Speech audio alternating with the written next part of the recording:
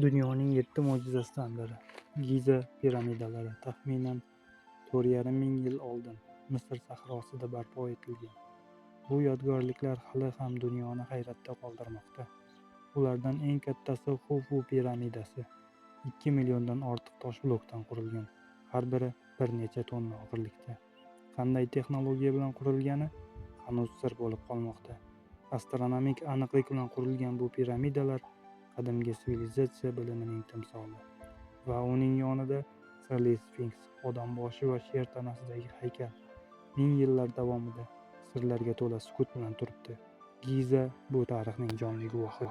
Yana bir sirli shahar bu Teotihuakan.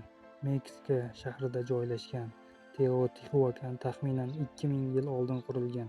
Bu maskan xudolar shahri deb nom olgan. Bu yerda yuksak madaniyat, arxitektura va astronomik bilimlar majmuasi. Quyosh piramidasi dunyodagi eng yirik piramidalardan biri. Uning yonida esa Oy piramidasi va O'liklar yo'li. Ammo eng hayratlanarlisi, bu shahar kimlar qurgan hanuz noma'lum. Ular yozuvsiz, ammo buyuk iz qoldirgan xalq edi. Teotihuakan sirlar bilan to'la qadimiy sivilizatsiya. U o'z davrining metropolisi, dunyoga unutilmas tarixiy sovg'a qilingan joy. Yana bir sirli shahar esa bu And tog'lari tepasida, bulutlar orasida yashiringan sirli joy Machu Picchu. Inka imperiyasi tomonidan 15-asrda qurilgan.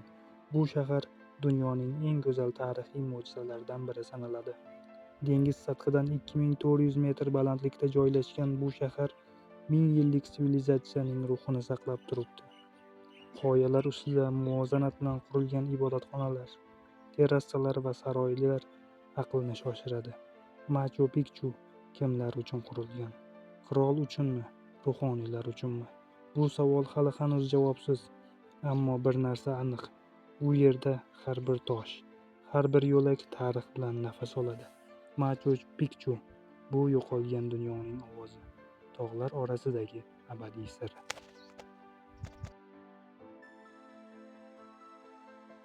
Yana bir sirli shahar esa bu Pompeya, qadimgi Rim shahri.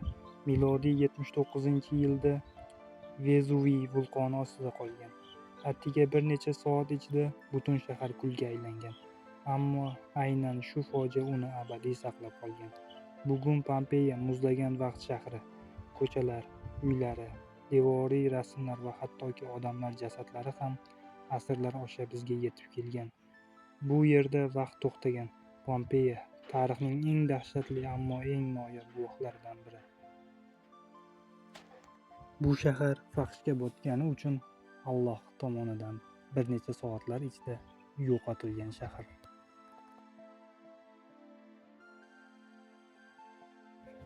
Yana bir sirli joylardan biri esa bu Peru cho'llarida joylashgan va faqat havodan ko'rinadigan g'aroyib naqshlar. Bu Nazca chiziqlari.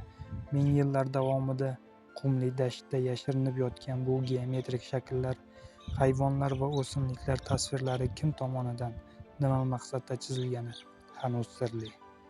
Ushbu chiziqlar taxminan miloddan avvalgi 500-yildan milodiy 500-yilgacha bo'lgan davrlarda yaratilgan. Nazca xalqi bu chiziqlarni yer yuzasidan qum toshlarni olib tashlab, ostidagi o'chroq rangli tuproqni ochish orqali chizgan.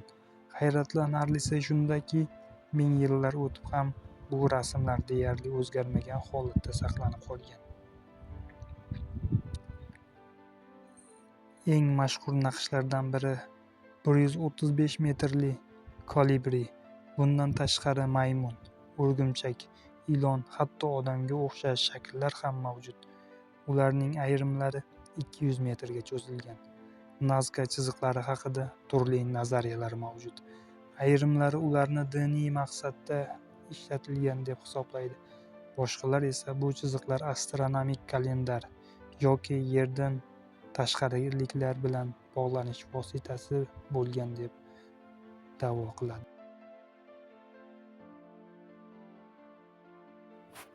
Yana bir sirli joy esa bu Tinch okeanining markazida joylashgan sirli Easter oroli. dunyoning eng tanilgan jumboqli joylaridan biri. Bu yerda joylashgan ulkan tosh haykallar, ya'ni moailar, qadimgi Rapa Nui xalqi tomonidan yaratilgan. O'rtada taxminan 900 ta moai haykali mavjud bo'lib, ularning ba'zilari 10 metr balandlikda va 80 tonnagacha og'irlikda. Ajablanarlisi shundaki, bu haykallar oddiy tosh emas.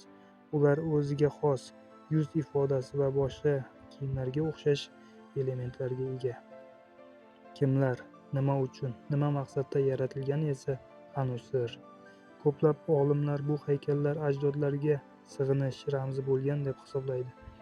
Ayrim nazariyalarga ko'ra esa moailar orolni ko'z qorachig'idek himoya qilish uchun qoraytirilgan bo'lgach. Qanday qilib bu qadar ulkan haykallar o'rnatilgani, ularni orol bo'ylab ko'chirgani esa hali hanuz ilm-fan uchun sir bo'lib qolmoqda. Easter oroli tarix, san'at va sirlar uyg'unlashgan unutilmas manzildir.